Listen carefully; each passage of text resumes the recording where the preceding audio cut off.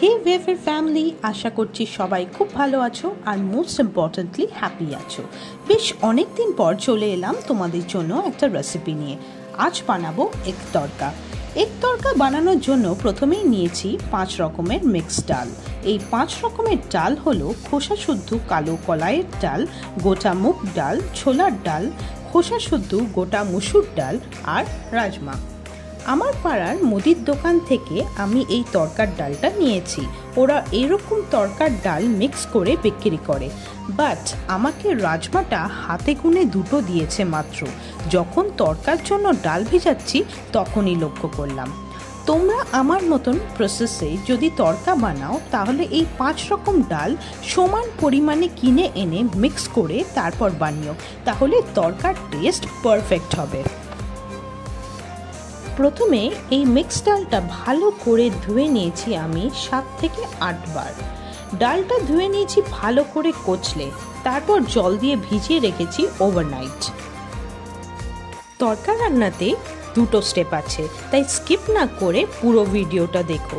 আর যদি তোমরা আমার পুরো ভিডিওটা প্রপারলি ফলো করো তাহলে প্রপার দোকানের মতন টেস্ট পাবে, বা তার থেকেও বেশি টেস্টি হবে।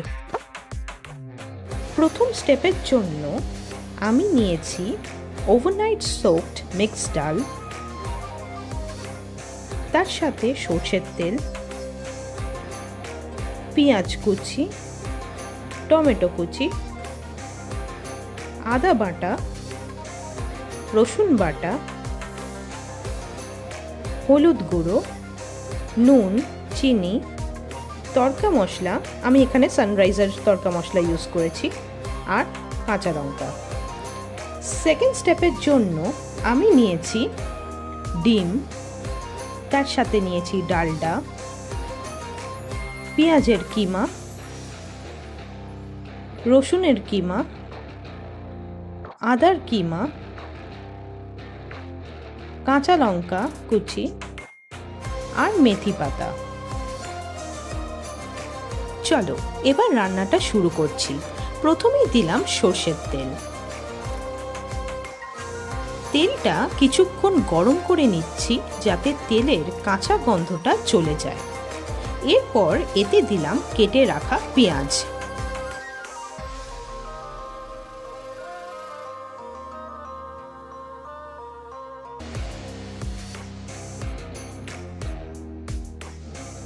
এবার ভালো করে কিছুক্ষণ টস করে নিচ্ছি পেঁয়াজটাকে।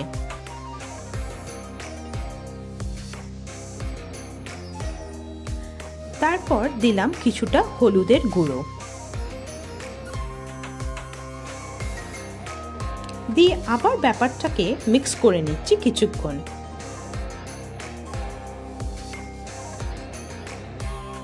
এরপর এতে দিচ্ছি টমেটো কুচি,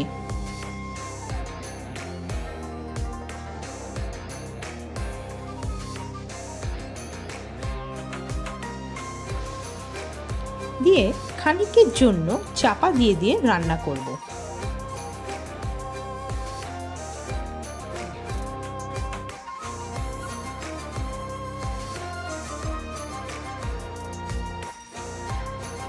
তড়কা রান্নার প্রসেসটা লং, বাট রান্না হওয়ার পর এতটাই টেস্টি হয় যে রান্নার খাটনিটা আর মাথায় থাকে না।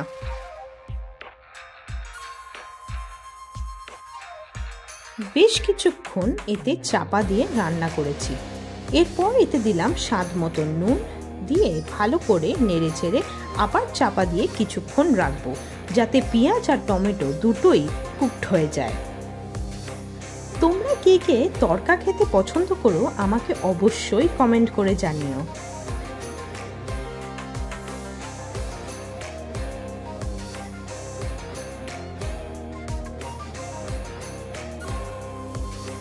পেঁয়াজ আর টমেটো হালকা আঁচে কুক হওয়ার পর এইবার আমি দিচ্ছি রসুন বাটা। তারপর আমি এতে অ্যাড করছি আদা বাটা।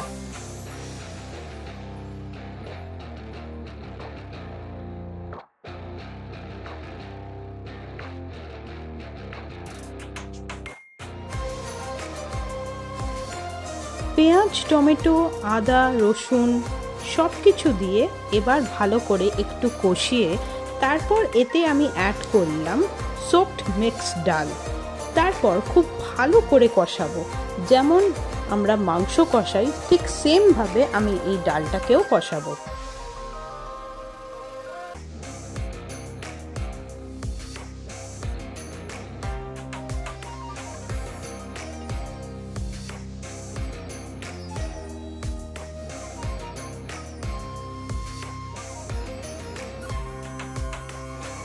এরপর এতে কিছুটা আমি চিনি অ্যাড করছি। চিনিটা অ্যাড করার কারণ হলো টেস্টটাকে ব্যালেন্স করার জন্য। তারপর এতে দিয়ে দিচ্ছি আমি তড়কা মশলা।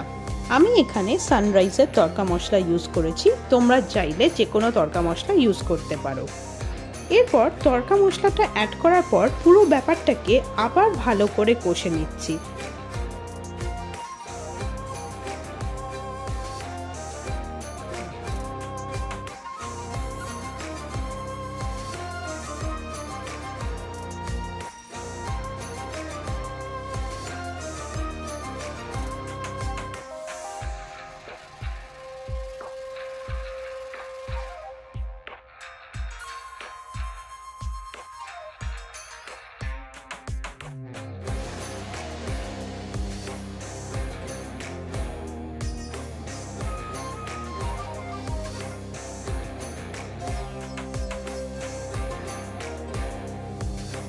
তড়কার ডাল ভালো করে কষানো হয়ে গেছে আমার।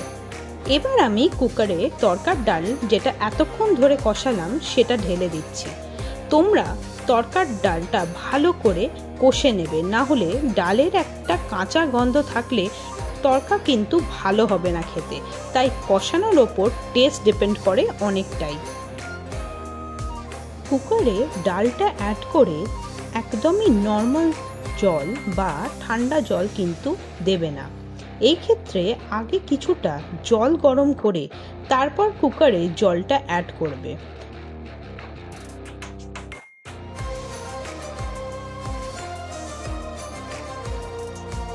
তারপর কাঁচা লঙ্কা দিয়ে ভালো করে একবার জল আর ডাল মিক্স করে স্টিম দেবে।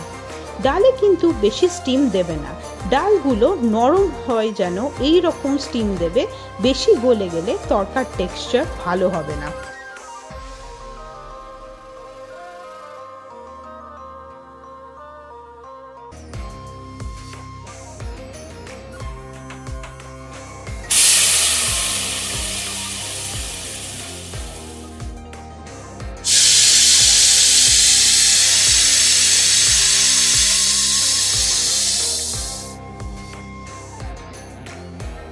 এরপর তড়কার সেকেন্ড স্টেপ স্টার্ট করছি আমি, যেটাতে আমি তড়কা ফ্রাই করব। প্রথমে সর্ষের তেলে ডিমের ঝুরি ভাজা করে নিচ্ছি। তোমরা চাইলে চিকেন বা মাটনও অ্যাড করতে পারো তড়কাতে, বাট সেই ক্ষেত্রে তোমাদের চিকেন বা মাটন কষিয়ে নিতে হবে আলাদা করে। তারপর সেকেন্ড স্টেপের সময় ফ্রাই করার টাইম অ্যাড করতে হবে।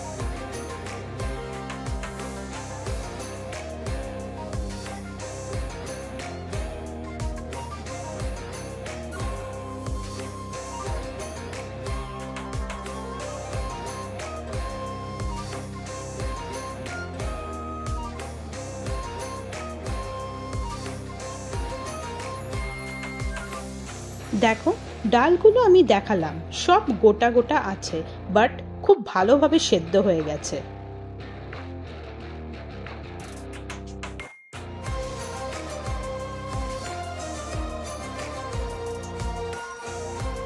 এরপর আমি অ্যাড করলাম কিছুটা ডালটা।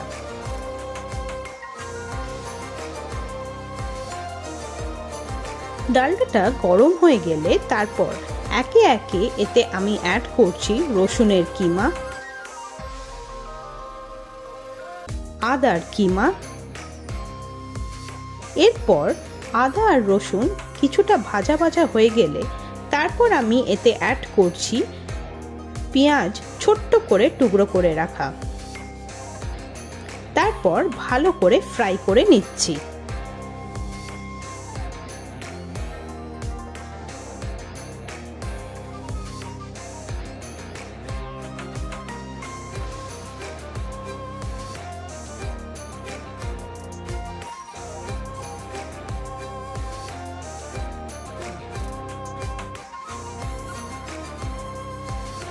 রসুন, আদা, পেঁয়াজ খুব ভালোভাবে ভেজে নিয়েছি। এরপর এতে অ্যাড করে দিলাম তরকার ডাল।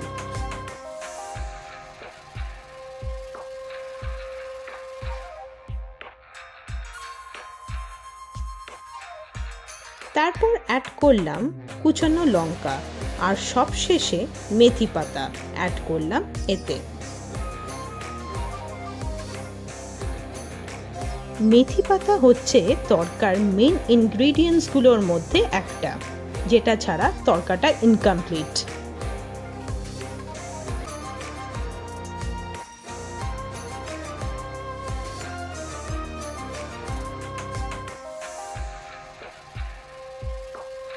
এরপর এতে আমি ডিমের ঝুরি ভাজাটা অ্যাড করে দিচ্ছি। তারপর কিছুক্ষণ ঢেকে রেখে কম আঁচে ফুটিয়ে তারপর নামানোর আগে আবার একটু মেথি পাতা দিয়ে রান্নাটা কমপ্লিট করে নিলাম।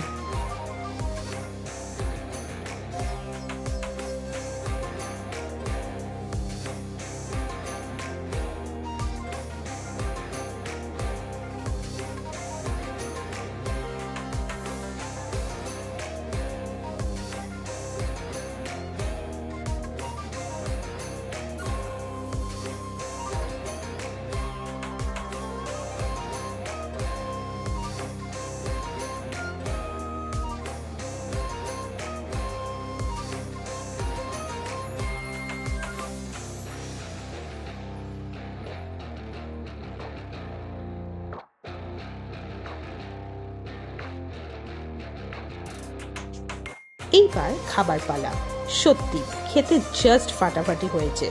তোমরা একবার অন্তত ট্রাই করো আমার এই প্রসেসে, দেখো তোমাদেরও খুব ভালো লাগবে খেতে। Thank you for taking the time to watch my blog. আর যদি আমার এই ব্লগটা ভালো লেগে থাকে তাহলে please do like, share, comment and subscribe to my channel. See you in the next vlog. Till then, take care. Bye bye.